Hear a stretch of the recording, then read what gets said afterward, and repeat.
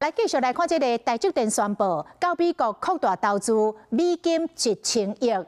虽然董事长魏铁家讲这是客户的需求，但是台积电研发处的前处长杨光磊就真担心。伊讲美国未来一定会希望台积电把这技术移转到美国公司。台积电若无愿意，安尼恐惊台积电就会一间分做两间，也就是台积电的美国厂。 可能会变做独立的美国公司，变做美积电。台股开盘，规片拢是青，投资人的面嘛青顺顺。关税大战，全世界市场无稳定，美国股市四大指数拢总败，牵动台股上节要败700点，台积电嘛掉。台积电去美国投资，虽然讲台积电的董事长魏铁甲强调讲是因应客户的需要，不过前研发处长杨光磊伊正烦恼，认讲美国方面伫未来会希望台积电的技术移转到美国公司，若是台积电有可能一分为二，也你送来迄个厂直接变成美积电。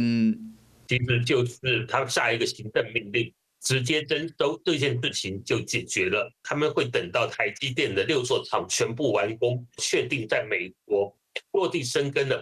才会有这样的一个动作出来。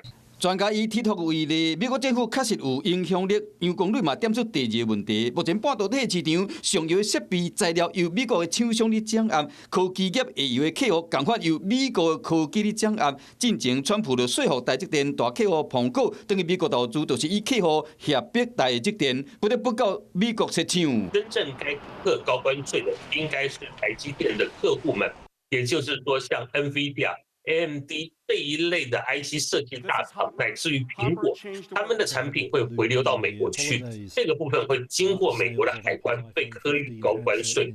即马已经决定啊，专家认为讲，魏铁甲董事长爱面临的上大的难题是，要怎伫咧增加成本中，搁保持利润。有关对台湾的影响，专家比论台积电都必须是一块大吸石，有可能面临台湾整体产业链移转的问题，是到对整体经济发展更加是严重的考验。